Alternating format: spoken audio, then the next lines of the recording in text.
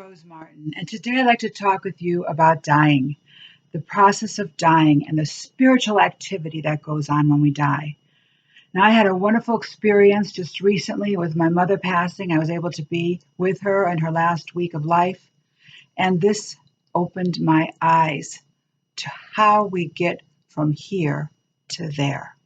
The Lord showed it to me, and I want to share it with you. I want to show you that there's nothing to be afraid of and that there's a purpose and a plan for everything, even the time you die. Now, the one amazing thing, in addition to other amazing things that I discovered, is that the person who is dying, actively dying, on a natural death, and any other really, has more control over their death, the time of death, than you would think. This is an amazing thing.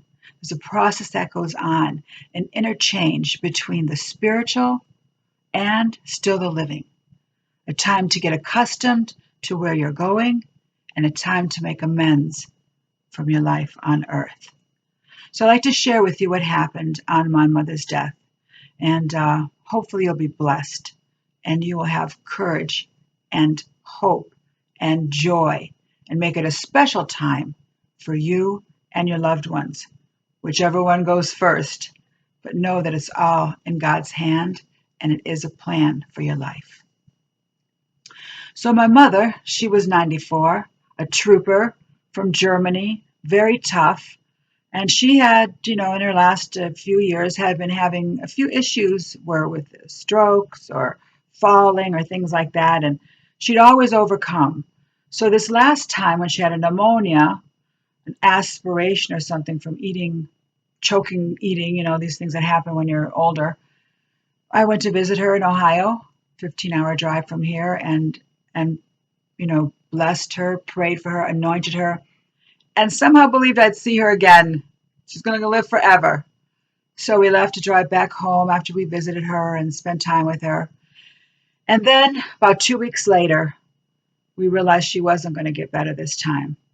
And I had been in contact with the nurses there, and I thought that was my goodbye when I saw her the last time. But when I found out that she was dying, I said, I've got to be there. I have to be there. So my husband agreed to watch the dogs, no problem. He'd stay home with them, and I drove myself up to Ohio, 15-hour drive.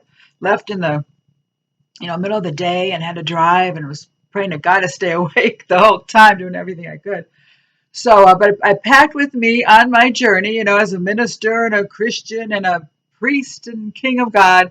I brought a prayer shawl that my son brought me from Israel when he went, that I had used, and some anointing oil, and my list of angels that I could call upon.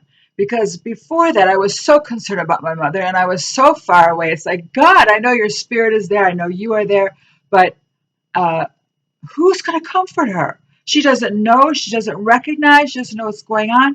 And then I found out about the ministering angels.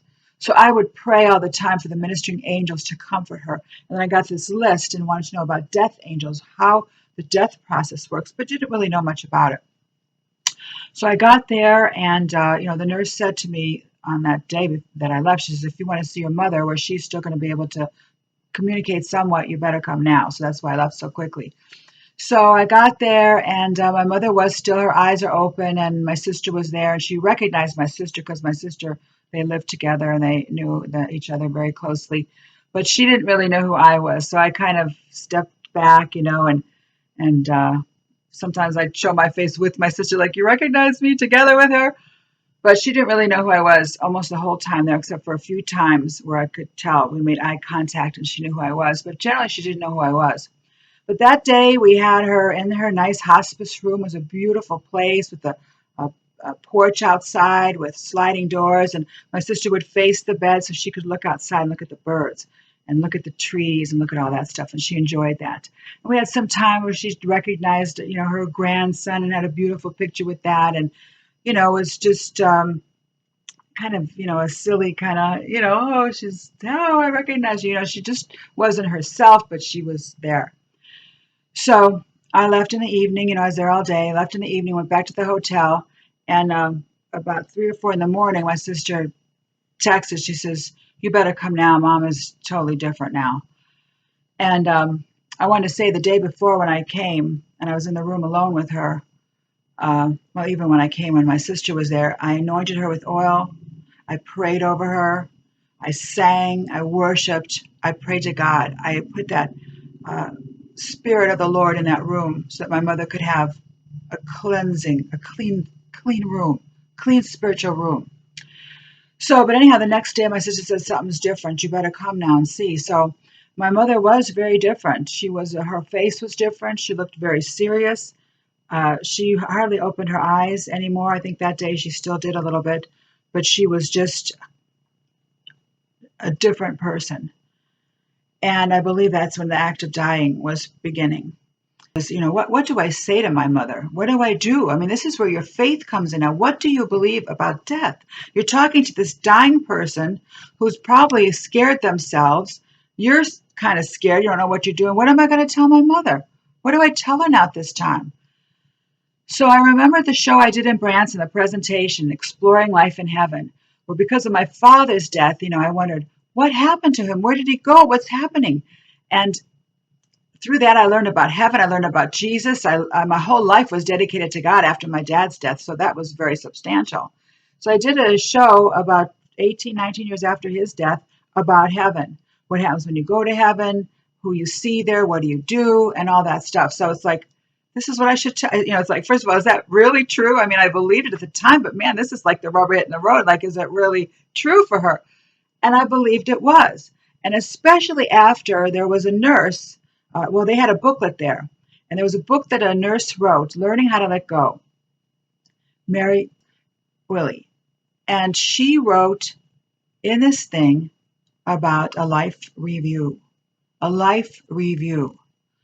This is what happens when the people are sleeping so much or having these what we think is hallucinations or what, but it's actually a life review that everyone goes through before they die, or if it's a sudden death, at their death. A life review where they go over their life from beginning to end. And it's where you get all your questions answered. It's where you wondered about this and you had your idea and they had their idea, and here's the truth, and you find out why certain things happen. And that goes all through your life. It's also a time that is where you think about your life and make amends, realize things that have happened in your life. So I learned more about this as we went on. But my mother then, after that second day that I was there, she began to the active dying stage. And what that means in this case was that she started that apnea breathing where, they stop breathing like for 30 seconds, 40 seconds, and then they start again and breathe again for, a minute or so and then stop. So she started that. And she did that all the way until her death a few days later. So all the time we're like, is this it? Is this the one? Is this the final one? So in between that, my sister and I would sit there at the bed, and my sister's kids were there too, and my niece and nephew, and we would talk, and they say that the hearing is last to go. So we talked about things about the family and talked about my mother, and they just talked about all kinds of things. And we just held her hand, and she kept doing this breathing thing. And it's like, how long is she going to do this? For a while I was timing it, because they say that death is a lot like labor, amazingly. Labor, you're coming into the world, and there's a physical process, a spiritual process, and all that goes on, and you can kind of monitor it as it goes on, and then the baby, you come out. Well, the same thing with dying. There's a process of dying where your body is shutting down and your spirit is leaving your body, and your spirit and soul are leaving your body. So this is what was happening with my mother. And so I thought, if there's this labor, then maybe there's a rhythm to this breathing thing. So I'd write down, 3 o'clock, and then stop for, we'd look at the clock, 40 seconds, okay. And then, we did this for 15 minutes. And then a nurse comes in and says, She says, you could drive yourself crazy if you do that. There's just no way to figure this out. Just stop. You're never going to find. And so I was trying to see if there was a rhythm or something to this, you know. So anyhow, this went on for a few days. And there were times, you know, my sister and I would just look at her chest like, is she breathing? She's not breathing. I mean, it was just an amazing thing. So they told us that sometimes that people don't want to die when they're in the room with someone. They want to die by themselves, or they don't want some person in the room, and they want to make sure someone else is in the room. So my sister and I, we would take turns going out of the room, you know, like, and we'd announce it. Mother, we're going to be going. I'm going to go out and get a cup of coffee now. And I left, you know. I'd be out for a little while. I come back like, did she die yet? And then my sister, you know, she says, I've got to go out for a little. It's like we were telling our mother, like when we were in school days or something. I'm going to go out now and you know, get something to drink. And she'd come back, you know, and nothing happened. So I guess that wasn't the reason she was still here, because this was going on for a couple of days. We're like, you know, what's going on?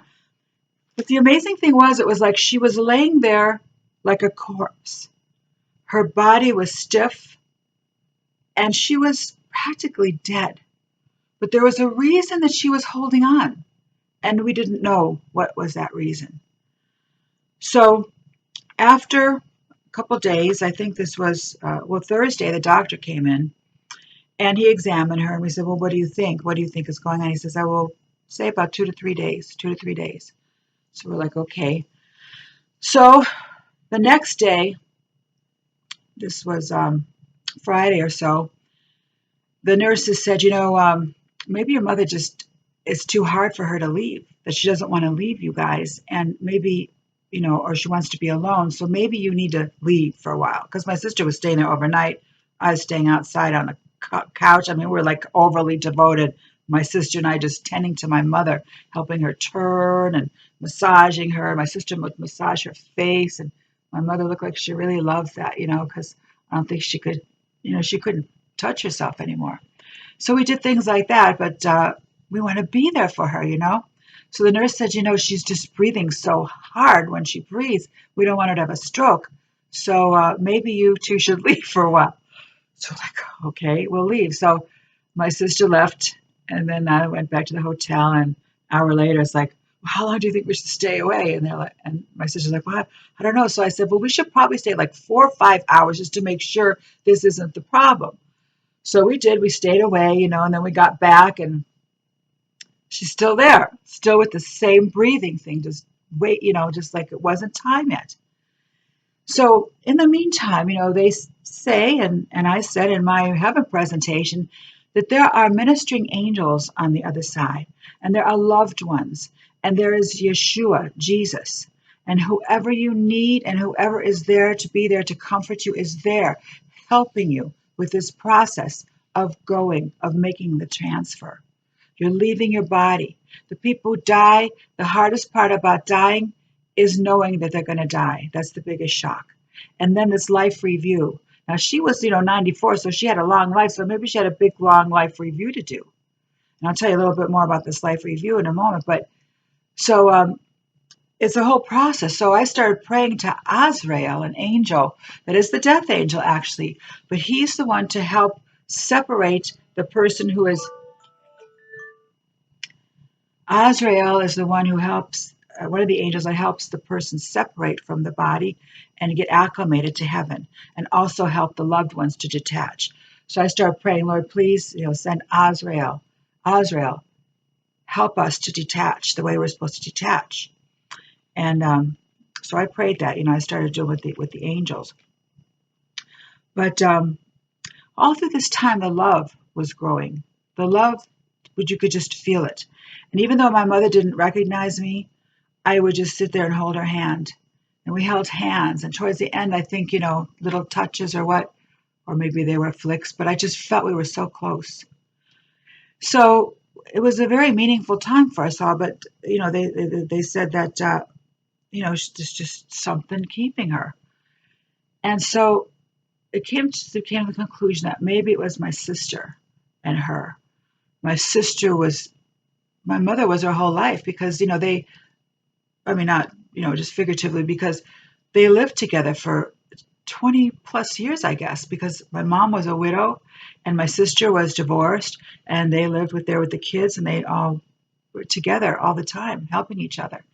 So my sister, it must have been just something from my mother and my sister to depart. It must have been so hard. So we decided that my sister should have a time with my mom, just her and my mom. And so on Saturday night, the 16th, my mom and my sister had a very special time. I went back to my hotel. I returned my mom and I said goodbye to her before I left. And then my sister and her had a special time. And then I went home and, went to my hotel, and my sister spent the night there again. So the next morning, because this could have gone on and on. So I didn't feel like a rush to get there. I was getting ready, and I'd have to leave the next day, and, I was going to have to start packing. And so it just, things led me just on a kind of a slower path, but then with delays. I couldn't find my mask. You had to wear a mask in there, and I had to stop at all these lights that I normally didn't stop at. And then when I got there, I thought, well, I'll sign in today, because a lot of times I didn't sign in. I just rushed in, in case something was going on. So I signed in. And when I turned the corner and then turned again and got to my mother's room, the nurse was standing there just telling my sister had the phone in her hand. She was about to text me that my mom had passed. I was like, I thought you were going to call me if something changed. I was supposed to be here for this. And my sister didn't know either. She was sleeping. She didn't know till the nurse woke her up because the nurse checked on her. So the amazing thing is, my mother, she left after my sister's visit with her. And we weren't there. She wanted to go by herself. She could handle it. She was a strong woman. She wanted to make sure everything was okay with us. And then my sister both found out basically at the same time that my mother died. And so we went to her and kissed her, and just I committed her soul to Jesus, her spirit and soul to God Almighty, and for protection as she took this journey. And that was there. That was it. She died. The nurse said, it's Easter Sunday. And it was just such an amazing thing that all this spiritual stuff that was going on at the time. She died on Easter Sunday, so symbolically. And then my sister remembered, too, that the doctor said 2 to 3 days. That was on a Thursday. And 3 days later, she died on Sunday. So my mother isn't God, of course, but the symbolism was just so wonderful, that she was with the Lord and she was in heaven. There were loved ones. And it was a wonderful experience. And the thing is that the hardest part of the dying, they say the dying is just stepping out of here and going there. The first place that believers stop is heaven or paradise. And there they have their loved ones, the houses, the homes, the, reminiscing and all that stuff, and the healing from this life. So she was off to a better place. My sister, because she had been her caretaker for a while, she said when it happened, she sat down in the chair and was like, wow, just a big relief. Because she just, wanted to take care of my mom, and then also that she was gone. But it was such a spiritual, amazing thing. And the things that I learned from this are, one, this life review. This life review that happens is your life. And one of the biggest things that you see is that, and the verses kept coming to me. And the one verse when I found about this life review was about, it is appointed for a man once to die and then the judgment. And then it was like, this was like a judgment. I don't know if this was the judgment. I don't think this was the judgment. This is a judgment of your life. You judge your life. At this time of the life review, you find out, how the word says that every idle word will be judged. And this is where you see what your words have done. The words that have gone to blessings, or the words and deeds that you've done that have hurt people. And the hurt that you see that you've done to people and how that spread hurts your heart so bad. When you discover how your actions have hurt people, that's the judgment. That's the pain. And that's the thing that we should concentrate on this time, on this side before that last moment. They say that you should keep a short list, keep your accounts short. And this is why we need to have forgiveness and love, because if we don't deal with it here, we're going to deal with it there. Every word is going to be judged. So if the Lord is convicting you at any time for any relationship, this is what you need to do. And is to ask for forgiveness and make amends. And then the verse that now we see through a mirror dimly, and then we will know how we are truly known face to face in 1 Corinthians. And that's what was happening to my mom. She was starting to see her life, the purpose of things. All her suffering was being rewarded and revealed as to why. So that verse came to be. And then through the whole process, the most important verse was that verse about love in Corinthians, 1 Corinthians. These three remain: faith, hope, and love. And by the end, there was such love in that room. It was a contrast because it was morbid, this almost dead body here. But yet, things were going on. I kept saying, I think she's being uploaded little by little up to heaven or something. Little by little, she's being uploaded. There's so much going on in the background while this body is just laying there, not able to move or anything. And then you think about how helpless a person is at that time. I am so thankful my sister and I were there. So helpless. And, but of course, God is with you. God is keeping you. Angels, the Spirit. There's a whole team on that side helping. So you don't need to fear. You don't need to fear. The hardest part is knowing you're dying because you don't want to leave. And then this life review. But once you pass, it's wonderful. And this isn't the final, though. You're in paradise and all that. But then eventually there comes some point where you totally, she could come back. People have near-death experiences and all that stuff. But we didn't ask for her to come back. We let her go. This is another thing. We helped her. We encouraged her. We told her, Mother, we are fine. We love you so much. We don't want you to go, but we know you've got to go. You've got to go. And we're going to be okay. We're going to take care of each other. And we're going to remember you forever. We comfort her like that because people that are dying, they're afraid too. They don't know where they're going. And this is where the faith comes in. And this is where the angels and the loved ones and even the pets and all that, whoever you need to come to help you make this transition is coming. And that's the most wonderful thing. And that you're left with love. The amazing thing, too, was that my mother could control when she left. I just couldn't believe, she was still there. And I know the last time we turned her and got her ready before I left, for my sister and her to have her time together, my mother, when we turned, it was towards me because we were helping her, it was like a scary, that's one sound she would make. I guess she felt like she was falling off the bed when we were, so she was still there, you see, but she didn't say a word anymore, didn't anything, but the spiritual activity was going on. So when we were turning, she looked me in the eyes, like almost to say, thank you, because I arranged this thing for her, my sister, and she's like, I felt she loved me.